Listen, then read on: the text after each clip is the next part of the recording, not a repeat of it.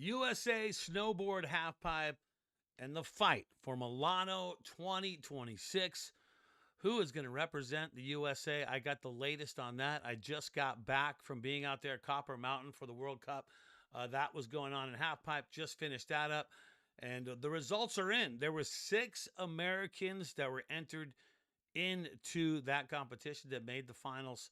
And how did it play out? Who's in the lead? Because right now, here's the deal, man. You got 4 dudes that are being, it's as simple as this. You got 4 dudes that are being picked, and they're going to represent the USA in halfpipe, okay, for snowboarding, okay? That's it, right? On the women's side, it's 4 women to represent the USA in halfpipe as well. So 4 guys, 4 girls, they go to Milano, and they represent the U.S. Who are they? Well, that has yet to be determined. It hasn't been determined. And they're not making it easy to be determined because it's not getting any easier. It's one of the toughest teams to make because there's so many guys trying to get to that spot and to be one of the top 4. And how do you pick 4 halfpipe snowboarders to represent the USA in Milano? How do you pick 4 out of the entire U.S. to represent? Got the latest. Who's in the lead? Who's going to make the team? The Shaun White era is over, so Shaun White does not compete anymore. He has a snow league going on, which is awesome. It's not awesome, but those years of having a guy like Shaun White representing the U.S. where you always had a chance to get a medal, those are gone. But there's new blood that are stepping up to the party and are trying to represent, all right, and trying to punch tickets to Italy. And who are they? Who's in the number 1 spot? Okay, so the number 1 guy right now, and it comes down to results. See, this is how it works. They want your best results. It could come down to just one result in the last year. What is your best result? That's compared to other guys with their best results. And look, the coaches at any point can change things and say, coach's discretionary pick, I want this guy, even though he didn't have the best finish, but I trust him. He's got the Olympic experience. So it could be a situation like that. But the one guy right now who is in the driver's seat to make the team because he has a 5th place finish, none other than Chase Blackwell. Yeah. Is that an outside thought to you? Well, here's the deal. If you look at what Chase has done, the 5th place finish that he just did in Copper Mountain, that really helps him out because you have to go back and look at what everyone else has done since Aspen of last year and what their rankings and what is their best number, what is their best finish. Excuse me. And if you look at it right now, the best finish is going to be right now the 5th place finish of Chase Blackwell in Copper Mountain. So I don't know how you would slice it anyway. My views here are not the views of US Ski and Snowboarding, but this is me diving deep into what's going on and what's happening and who's getting the results. That's why it is what it is. But Chase Blackwell, right now, with that 5th place finish in Copper, he's in the driver's seat. And there's only 2 more events left. There's only 2 more halfpipe events to take place before the Olympics. So will he be named to the team? That 5th place finish is really helping his cause. So congratulations, Chase Blackwell. Best result so far. He's finished top 5 out there in Copper. I'll be there in Aspen for the final one.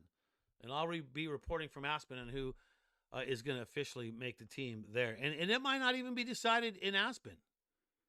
There's other guys in here that are still vying for it. All right, so you look at Chase Blackwell, 5th place, Copper. That's the best result. Now, if you go to the next best result, boom, Jake Pates.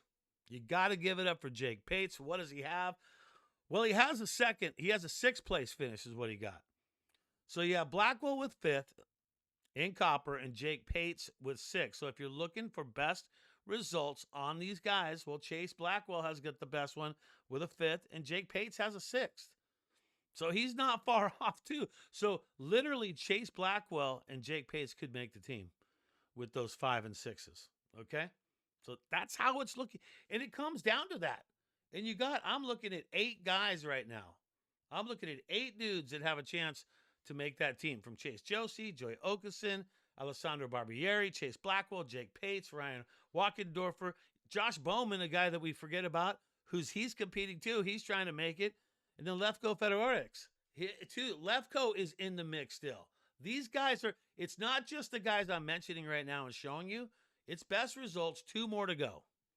So Jake Pates, congratulations. Second best result, that's 6th place right there. And then you go to Ryan Walkendorfer, right? He's got a 7th now because he finished 7th in copper. And so he is in a tie because you have Chase Josie, who also had a 7th, but that was last year. Chase Josie had that in Aspen. So you kind of got to look at that as tied for the 3rd best, right? So could it be Ryan or could it be Chase? It's best result counts. So that's what it comes to. And this is the thing about it. This is what it comes down to. Who is going to get that spot, right? Chase Josie, 7th in Aspen. And that's the same thing that you got Ryan Walkendorfer, who just had a 7th at Copper. So those guys are going to be tied. So you could literally look at a team and say it could be Chase Blackwell, Jake Pates, Ryan Walkendorfer, and Chase Josie. They literally could make the Olympic team. But with 2 more events to go, you got Calgary, December 31st, and that goes through the 2nd. So this one up here is a big competition. Calgary, the next Calgary in Cowtown, that is huge. And you can bet your bottom dollar all these guys are going to be trying to vie for it. Joey Okeson, what has he done? He's got a 9th in copper. So he needs to get a better result than that and to challenge those, the 5th, the 6th, and those 7th places. And then the guy that you got to talk about, Alessandro Barbieri. He's the guy I would think if U.S. wants to make a discretionary pick, I feel like he is a guy that they would pick to represent the U.S. What's his best finish was with a 10th at Copper is what he just got. Didn't have solid runs. He has a 3rd back in Calgary, a podium, but that was last year. That's not going to count towards those World Cup points. So he's a guy that, look, even if he doesn't have the best result right now, if you're a coach for Team USA, you're looking at this guy going, you know what? He did get a podium last year, so we know he's capable of getting on the podium. He's got the big tricks. Could he be the guy for Team USA as a discretionary pick? You got that. You got Josh Bowman, who was 4th in locks back in 2022. He's making a run for it. Could Josh Bowman get in? Lefko's trying to get in. Ryan Walkendorfer, Jake Pates, Alessandro Barbieri, Chase Blackwell, Joey Okeson, and, of course, Chase Josie. And then look at Chase Josie. You got to look at Chase and go, okay, well, he's got Olympic experience. Chase Josie he would be a third-time Olympian. So that's big stuff right there, and that gives him just the veteran experience too. So did the coaches make him a discretionary pick? Well, we'll keep you updated. It's coming up. It's only a week from right now. We'll have the breakdown how Team USA does and who is going to be representing the USA in Milano. I'm going to be there in Milano. So I'll be reporting from that. I'll be there in Aspen in the final World Cup on U.S. Snow. And that is happening on January 7th through the 10th. That will take place. So 2 more. We'll keep it going. Hey, Access Media Snowboard, I'm Brad J. Thanks for being part of it. Subscribe, like, you know the deal on that one. Turn on notifications, and I'll see you on the hill.